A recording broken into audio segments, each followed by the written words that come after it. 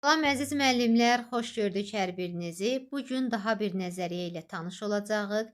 Bruner koqnitiv öyrənmə nəzəriyyəsi və tədqiqat əsaslı öyrənmə nəzəriyyəsi. Yəni bu mövzumuzda iki nəzəriyyə yer alır. Gəlin dərhal vaxt itirmədən başlayaq mövzumuza. Demək Bruner görək bizə bu nəzəriyyədə birinci başlayırıq koqnitiv öyrənmə nəzəriyyəsinə. Görək bizə nəyi demək istəyir, bu nəzəriyyənin məğzi mahiyyəti nədir?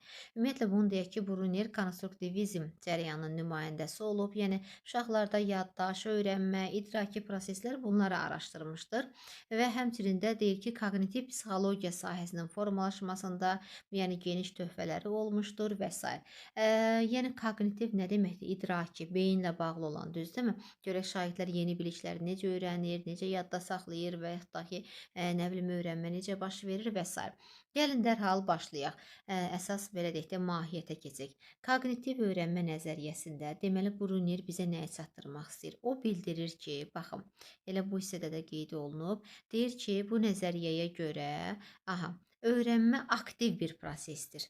Bu prosesdə öyrənənlər, yəni tutaq ki, şagirdlər məsələn, yeni bilikləri mövcud biliklər əsasında qururlar.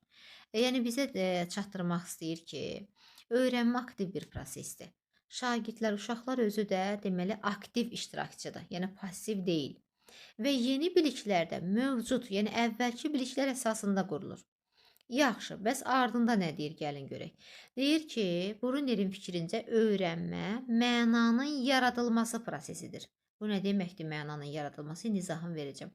Yəni şagirdlər deyir, onlara təqdim olunan məlumatı passiv şəkildə əzbərləmir və mexaniki şəkildə təkrarlamırlar. Deyir, yəni onlara ötürülən məlumatı yəni mexaniki, bəzən bax deyirik ki, bunu mexaniki şəkildə öyrənmisən, uşağa deyirik, bunu lap belə deyək, kor-koranə öyrənmisən, amma məğzi mahiyyətini bilmirsən, heç izahını verə bilmirsən. Hə? Deməli, Bruner deyir ki, uşaqlar passiv şəkildə əzbərləmir və mexaniki şəkildə təkrarlamırlar. Onlar bu məlumatı anlayır, əlaqələndirir, öz bilik və təcrübələri ilə birləşdirir. Nəticədə həmin məlumat onların zehni strukturunun bir hissəsinə çevrilir. Bu proses zamanı şagird aktiv düşünür, sual verir, fərqli yollar sınayır və öz nəticəsinə gəlir. Yəni, qısa olaraq belə desək ki, deyir ki, şagirdlər aktiv şəkildə məlumatları öyrənir, öz təcrübələri ilə, ondan sonra digər əvvəl öyrəndikləri ilə bağlı nedir, əlaqələndirir, birləşdirir, aktiv şəkildə düşünür və bir nəticəyə gəlir. Hə? Yəni aktivdir şagirdlər. Yaxşı, Bruner üçün öyrənmə sadəcə deyir bilik toplamaq deyil, həm də problemləri həll etməyi, məntiqi düşünməyi və yeni situasiyalarda əldə etdiyi bilikləri tətbiq etməyi deyir ki, öyrənməkdir. Yəni belə deyim də növbəti situasiyalarda, problemlərdə bu biliklərdən istifadə edib onları həll eləsin. Onun nəzəriyyəsinə görə insan beyni yeni məlumatı əvvəlki biliklərlə əlaqələndirərək mənalandırır. Bax, mənalandırma bu deməkdir ki, yəni yeni biliyi əvvəlki biliklə əlaqələndirir, deyir artıq öyrənmə bu zaman daha yaxşı baş verəcəkdir. Öyrənmə prosesində əvvəlki təcrübə deyir çox mühüm rol oynayır. Lap yaxşı. Müəllim burada sadəcə bilik götürən deyil, bələdçi və istiqamətverici rolda da deyir çıxış edir. Bəli, yəni müəllimin bu rolunda danmır ki, deyir ki, müəllim təkcə bilik götürməkdən kifayətlənmir. İstiqamət verir, bələdçi rolunda çıxış edir. O şagirdin öyrənmə prosesinə dəstək olur, suallar vasitəsilə onu düşünməyə, araşdırmağa və nəticə çıxarmağa yönəldir. Bruner hesab edir ki, uşaqlar ətrafdakı dünya ilə aktiv təcrübə vasitəsilə bilik və deyir ki, mənanı özləri qururlar. Baxın ha, uşaqlar ətrafdakı dünya ilə aktiv təcrübə vasitəsilə bilik və mənanı özləri qurur. İndi keçəcəyik obrazına. Baxın, uşaqlar ətrafdakı dünyada aktiv təcrübə vasitəsilə bilik və mənanı özü qurur. Bax, biraz yəni artıq Bruner burada nəyə işarə edir? Şagird özü nə bilim araşdırma eləyir, özü tədqiqat aparır. Ondan sonra nə? Baxın, uşaqlar ətrafdakı dünyada aktiv təcrübə vasitəsilə öz təcrübələrinə əsaslanaraq, düzdürmü? Mənanı deyir özləri qurur. Belə deyim də, sizə belə bir sual verək. Piaget yoxsa Vygotsky hansı deyirdi şagird gedib müstəqil şəkildə araşdırsın? Amma biri deyir ki, ona kömək lazımdır. Təbii ki, Piaget deyirdi ki, nədir? Şagird özü gedib müstəqil araşdırma eləməlidir. Amma Vygotsky deyirdi ki, uşaqlara nə lazımdır? Dəstək, scaffolding anlayışı. Deməli, burada bu müstəqillik sarıdan biraz Piaget nəzəriyyəsinə bənzədir. Amma fərqli məqamlar var. İndi əsas onları deyəcəyik. O mədəniyyətin və dilin koqnitiv inkişafdakı vacib rolunu vurğulayırdı. İndi mənə deyin görüm, uşaqların, nə bilim, şagirdlərin inkişafında dilin vacibliyini kim vurğulamışdı? Piaget yoxsa Vygotsky? Xatırlayaq. Bəli, Vygotsky. Aha, deyir o Vygotsky ilə razılaşırdı ki, dil uşağın ətraf mühitdən aldığı məlumatla onun cavab arasında vacib bir vasitə rolunu oynayır və qarşılıqlı əlaqə, mənanın qurulması, deyir, yolu ilə öyrənmə və koqnitiv inkişafı mümkün edir. Yəni belə deyək də, bax deyir, hər iki psixoloq dili yalnız ünsiyyət vasitəsi kimi deyil, eyni zamanda yüksək səviyyəli düşüncənin inkişafı və biliklərin daxili hala gətirilməsinin əsas mexanizmi. Yəni Vygotsky ilə Brunner nəzəriyyəsinin ortaq cəhəti odur ki, hər ikisi uşaqların inkişafında, öyrənməsində deyir ki, dilin vacibliyi yəni vacibdir də, dili vacib sayırlar ki, digər insanlarla əlaqədə və sair. Deməli, onların deyir ki, təkcə ünsiyyət vasitəsi deyil də, düşüncələri də inkişaf eləyir, bilikləri dərinləşir və s. Bəs yaxşı, görək Piagetdən fərqli olaraq Brunner nə deyib? Deyir, Piagetdən fərqli olaraq Brunner bu mərhələlərin müstəqil deyir, yaşla bağlı və dəyişməz olduğunu düşünmürdü. Baxın, ha. Piaget hesab edirdi ki, uşaq mövzunu öyrənmək üçün əvvəlcə həmin mövzuya uyğun idrak mərhələsinə çatmalıdır. Bəli. Deməli, gəlin birinci xatırlayaq. Piaget nə deyirdi? Deyirdi ki, uşaqları tutaq ki, yaş mərhələlərinə bölmüşdü, belə deyək. Lap belə açıqlamasına desək, deyirdi ki, tutaq ki, 2-7 yaş aralığına uşaq çatsın. Çatandan sonra o yaş aralığı üçün tutaq ki, bilik, bacarıq nədir? Öyrənmə sonra baş verəcək. Deyirdi, əvvəl zehni inkişaf, sonra öyrənmə gəlir. Və hətta ki, 7-11 yaş aralığı da deyir, əvvəl zehni inkişaf. Yəni, bu yaşa çatsın, sonra o yaş aralığı üçün öyrənmə, tutaq ki, hansı məqamlar vacibdir, o yaş üçün hansı bilik, bacarıq vacibdir, sonra öyrənmə baş verəcək. Və hətta ki, 0-2 yaşda, hə? Eyni ilə belə və yaxud da ki, digəri fərq eləmir. Amma Brunner nə dedi? Brunner isə əksini müdafiə edirdi. Deyir ki, məzmun uşağın düşüncə səviyyəsinə uyğun formada təqdim olunarsa, baxın ha, məzmun uşağın düşüncə səviyyəsinə uyğun formada təqdim olunarsa, hər hansı bir mövzunun əsas prinsipləri istənilən yaşda öyrədilə bilər. Nə başa düşdük Brunner nəzəriyyəsindən? Deməli, Brunner dedi ki, uşaqları yəni yaşla çərçivələmək olmaz. Əgər deyir ki, sən uşaqlara məzmunu, mövzunu, onun düşüncəsinə uyğun, məsələn 0-2 yaşlı və ya da ki 2-7 yaşlı, deyir onun öz düşüncəsinə uyğun olaraq, həmin o səviyyəyə uyğun olaraq sadə formada çatdırarsansa, öyrənmə istənilən yaşda baş verə bilər. İndi birazdan biraz açıqlayacaq. Deyəcək ki, deməli, yəni uşaqları yaşla məhdudlaşdırmaq olmaz. Bunu tənqid edəcək. Yəni bura qədər başa düşdük. Biliklərin əldə olunmasında mövcud bilik və bacarıqların əhəmiyyətini vurğuladı. Bunu bildik. Yəni burada da vacib bir şeylər yoxdur. Deməli indi bura qədər bir dənə təkrarlayaq. Mənə deyin görüm. Brunner nə demişdi? Öz nəzəriyyəsində bildirir ki, öyrənmə aktiv prosesdir. Şagirdlər aktiv şəkildə öyrənir. Yəni passiv iştirakçı deyillər. Yeni bilikləri mövcud biliklər əsasında qururlar. Ondan sonra öyrəndiklərini öz təcrübələri ilə birləşdirirlər, əlaqələndirirlər, yeni bir nəticə ortaya çıxarırlar. Bu zaman aktiv düşünürlər və s. Və üstəgəl nə demişdi? Dilin inkişafını vacib hesab eləmişdi. Amma Piaget nəzəriyyəsinə əsasən isə onun əksinə gedir ki, deyir ki, şagirdlərin öyrənməsini yaşla məhdudlaşdırmaq olmaz. Ki, yəni bu yaşa çatsın, onu o dövrün, o yaşın bilik bacarığına yiyələnsin. Yox. Deyir, indi şagird uşaq hansı yaşdadır? Sən o məzmunu, mövzunu elə çatdır ki, onun o düşüncəsinə uyğun olaraq çatdır da, başa düşə biləcəyi şəkildə çatdır. Hə? Deməli, məğzi mahiyyəti budur. İndi keçək. Öyrənmənin 3 modelini təqdim etmişdir. Görək hansılardır? 1. Hərəki, yəni hərəkət əsaslı, indi izahını verəcək. İkonik, vizual əsaslı, bir də simvolik, bu da ki, dil əsaslı, simvol. Bunların da hərəsini gəlin ayrı-ayrılıqda nə edək, izah edək. Deməli, belə. Keçək növbəti səhifəyə. Birinci gəlir hərəki. Ekranı biraz böyüdüm, tam rahat görəsiniz. Aha, hərəki. Aha, deyir ki, nə deyir?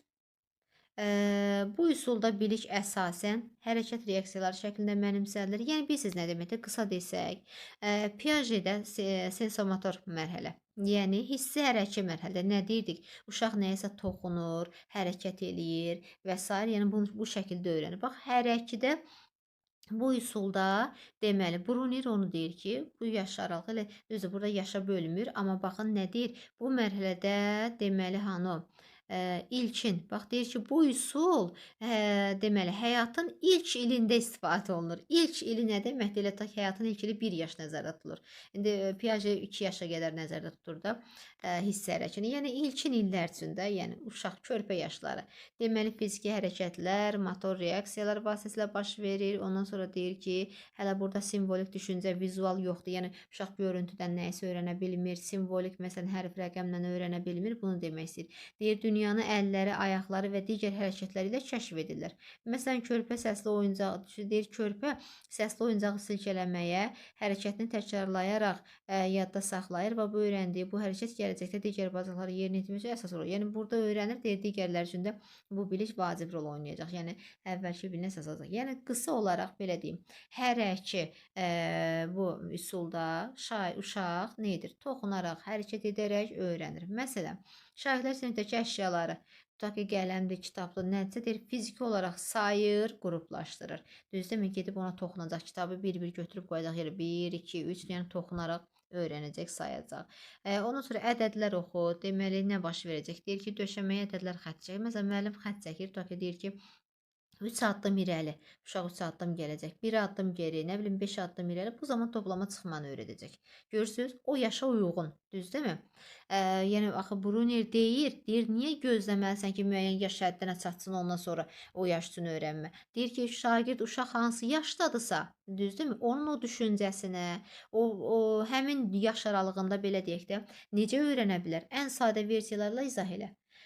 Perimetr çevrə. Deyir ki, şagirdlər ip vasitəsilə masanın sinifdəki müxtəlif əşyaların ətrafındakı hərəkəti ölçürlər. Yəni tez-tez oxuyuram ki, biraz qısa videomuzun izahı qısa olsa, məsələn mahiri çatdıram olsa. Perimetr çevrə. Deyir ki, gedib ölçsün, öyrənsin, hərəkət elədi. Sonra deməli hər iki də bildik müəllimlər. İndi keçirik ikonik, vizual əsaslı.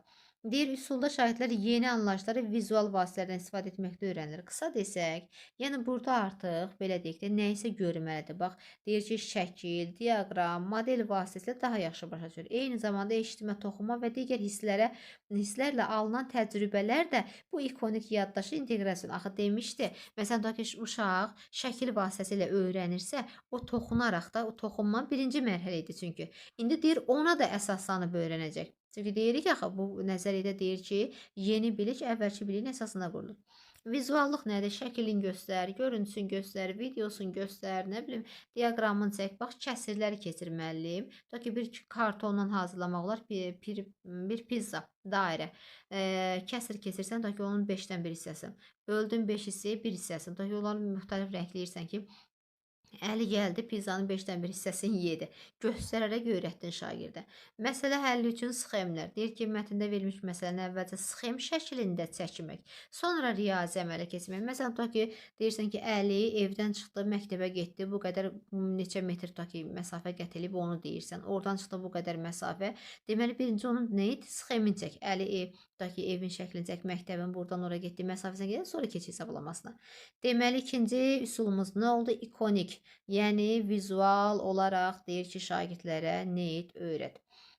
Daha sonra simvolik, dil əsaslı. Simvolda deyim də, yəni bunların hamısını oxumaq ehtiyac yoxdur. Tutaq ki, keçirsən ki 5 üstə gəl 3 yaz ora simvolu, rəqəm yaz 5 üstə gəl 3. Tənlik keçirsən tutaq ki, nə bilim 65 üstə gəlinsin x bərabərdir 115. Yəni simvollarla. Sonra nə bilim a üstə gəlinsin b 2x çıxılsın 3 yazıb burada düzdürmü? Yəni nə demək istəyir bizə? Simvol hərflərdən, rəqəmlərdən istifadə elə. Buradan nə başa düşdük müəllimlər? Bizə deməli dedi ki, Brunner bu üç üsulu təqdim etdi. Hər iki, yəni ilkin yaşlar üçün toxunur, nedir belə öyrənmə. İkonik göstər şəklin, videosun, slaydın, nə bilim nəyin bu şəkildə öyrənsin. Bir də simvol, hərfin, rəqəmin simvollarla öyrədilməsi. Bu da belə. Burada görək nə var müəllimlər. Bu əsasən Brunner üçün yaş çərçivələri uşağın inkişaf mərhələsini sərt şəkildə məhdudlaşdıran qaydalar deyil.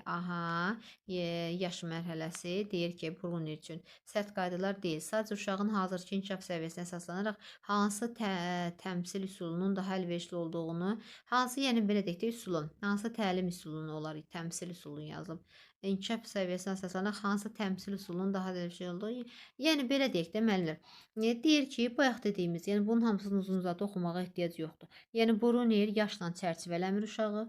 Deyir ona uyğun, həmin deməli bax, inkişaf səviyyəsinə uyğun, deyir ki, üsul seç elə öyrət. Hə? 5 yaşlı uşağa ikonik üsullardan faydalana bilər, lakin eyni zamanda hərəki buna da əsaslanacaq. Bəli. Simvolla öyrədirsənsə uşağa o şəklə də əsaslanacaq lap ondan əvvəlkinə də. Belə. İndi keçirik əsas digər məsələlər. Görək nə var burada? Hazırlıq anlayışı. Hazırlıq anlayışı gəlin görək nədir?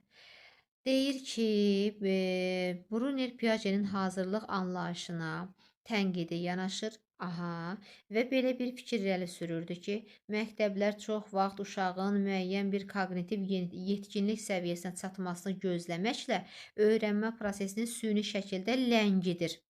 Bu cümlədən nə başa düşdünüz?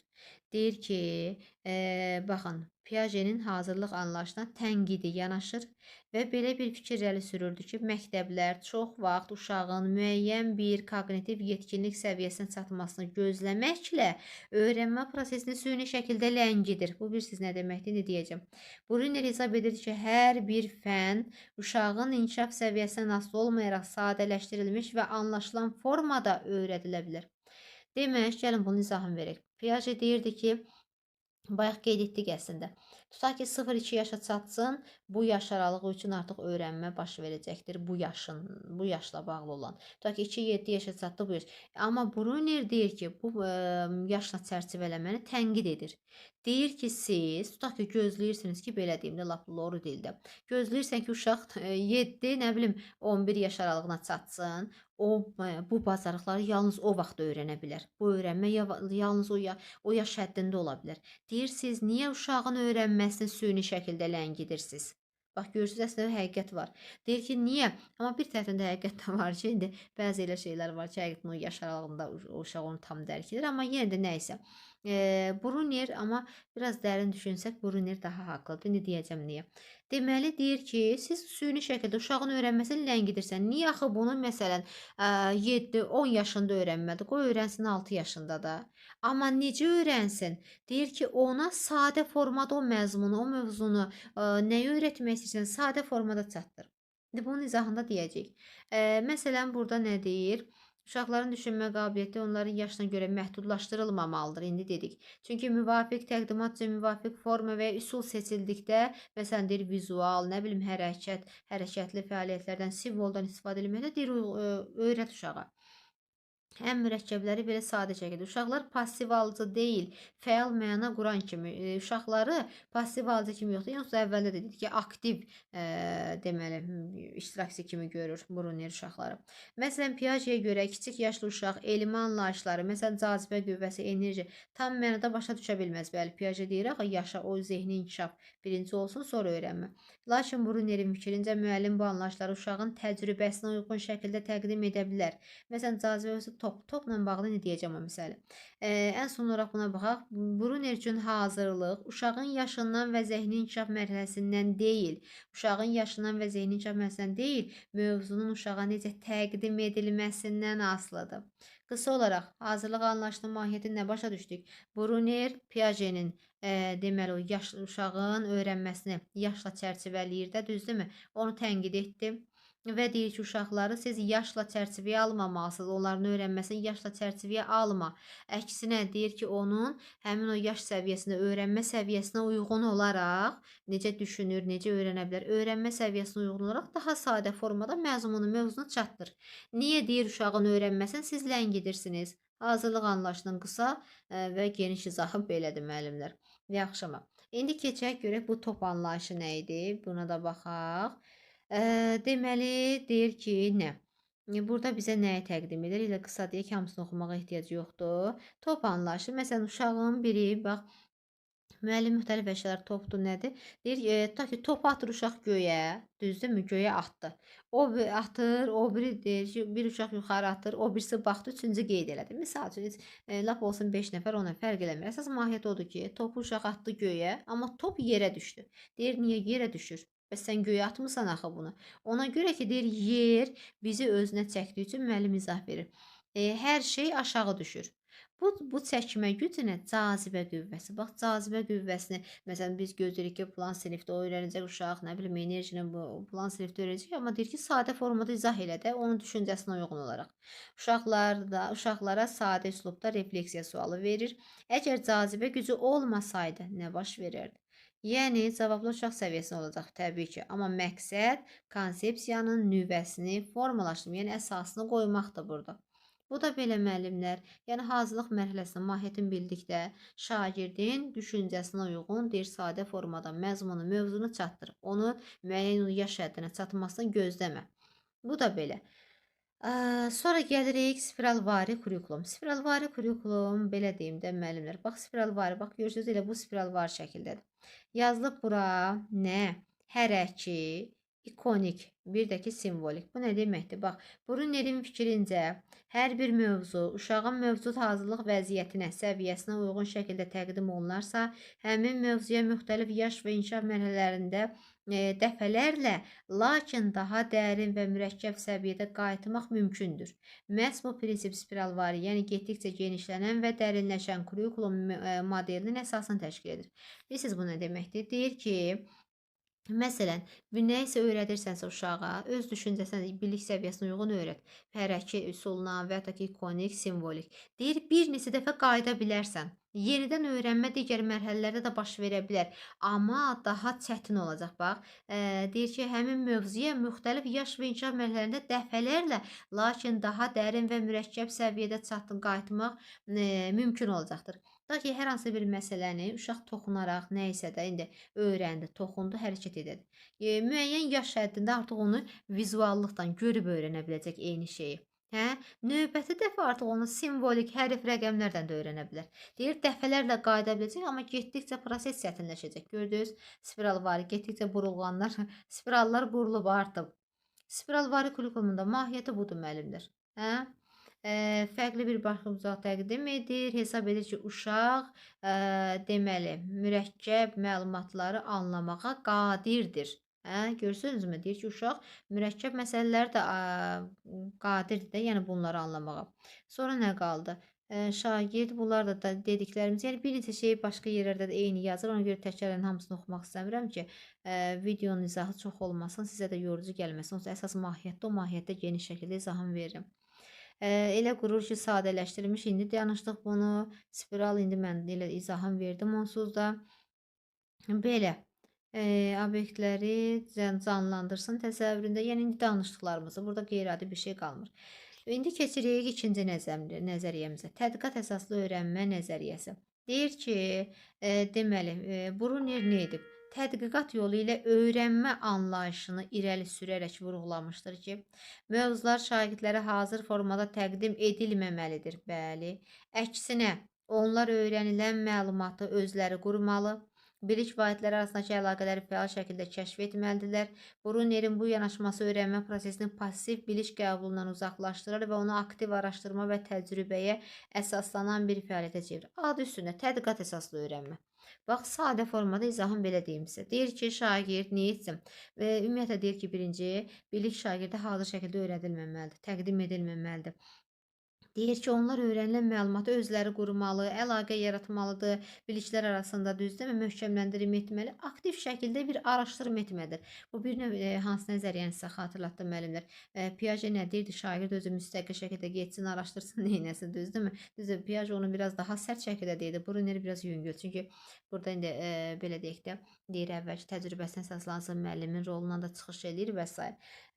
Deməli, Brunner qeyd edir ki, öyrənənlər bilikləri sadəcə qəbul etmirlər, öz təcrübə, müşahidə və düşünmə fəaliyyətləri vasitəsilə fəal şəkildə yaradır və strukturlaşdırırlar. Onun fikrincə insan beyni məlumatı kodlaşdırma sistemləri vasitəsilə təşkil edir. Bu sistemlər biliklərin qruplaşdırılmasına, əlaqələndirilməsinə və yadda saxlanmasına imkan verir. Beləliklə öyrənmə yalnız faktları əzbərləmək deyil, məlumat arasında məntiqi və mənalı əlaqələr qurmaq. Bəli. Tədqiqatdır da deyir. Bunları araşdırma eləməlidir özü. Uşaqlar bunlar arasında, yəni o biliklər arasında əlaqə qurmaq və bu zamanda öyrənmə daha yaxşı baş verəcəkdir. Tədqiqat əsaslı öyrənmənin də mahiyyəti budur müəllimlər. Ondan sonra gəlin görək nələr qalıb. Aha, demək deyir ki, Brunerə görə, gəlin görək bu hissədə bizə nə deyir?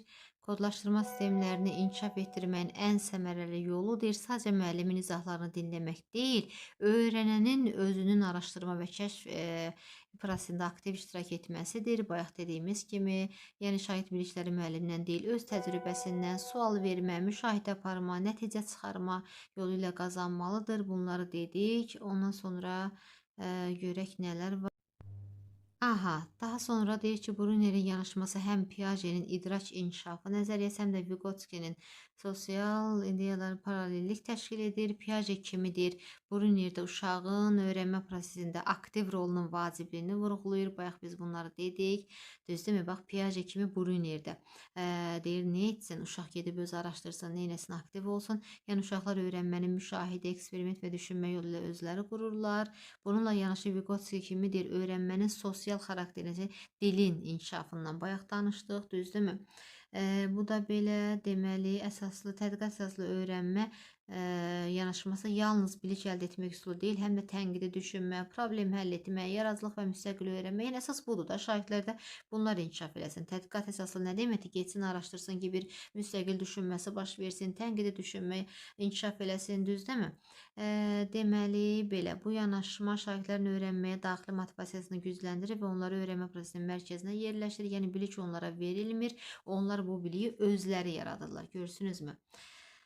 Başqa bir nümunə ibtidasında tək və cüt ədədlər. Hə, burada da ki, yəni bir nümunə verir ki, tutaq ki, ənənəvi tədris üsulunda müəllim bu anlayışı deyir, sadəcə izah edir, uşaqlarda qaydalarını əzbərləməni tələb edir. Lakin Bruner kəşf yolu ilə, Bruner deyir, kəşf yolu ilə öyrənmə yanaşmasına görə uşaq anlayışı öz təcrübələri vasitəsilə kəşf etdikdə öyrənmə daha dərin və uzun müddətli olacaq. Bunun üçün nə edir? Deyir, qələmləri dostları ilə bölməyi tapşırır.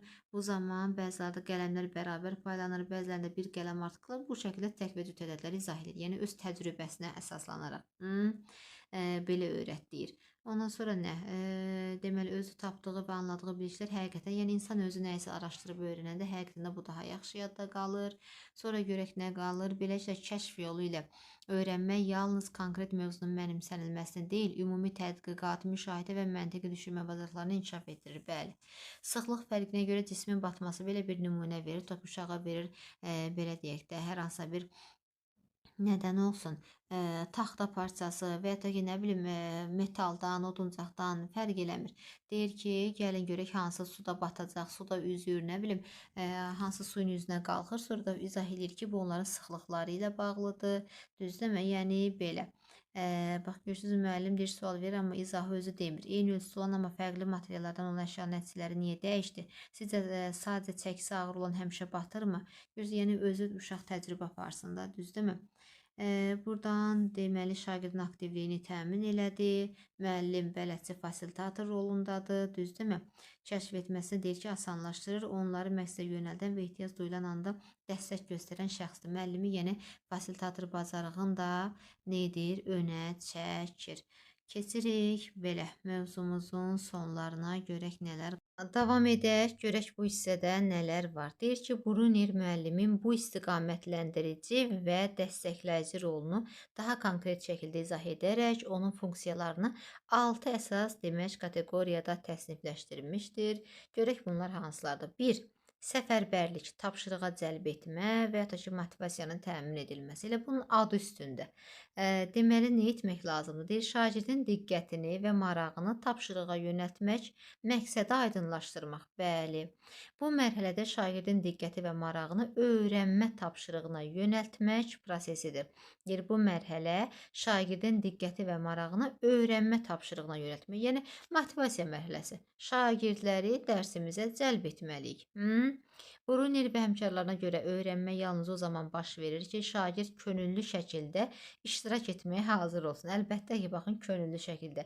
Müəllim burada tapşırığı elə şəkildə təqdim etməlidir ki, şagird onun məqsədini anlasın və daxilə motivasiya olunsun. Brunerin fikrincə öyrənmə prosesi şagirdin diqqət və marağının fəallaşması ilə başlayır. Bax, öyrənmə prosesi şagirdin diqqət və marağının başlanması ilə başlayır. Əgər şagirdin diqqəti, marağı varsa dərsə, edərsə, deməli öyrənmə də baş verəcək. Əgər şagird tapşırığın məqsədini baxın anlamırsa və ya maraq duymursa, onun deyir koqnitiv səyləri də zəifləyir. Buna görə də müəllimin ilk və ən mühüm funksiyası öyrənmə prosesinə giriş mərhələsində şagirdin marağını səfərbər etməkdir.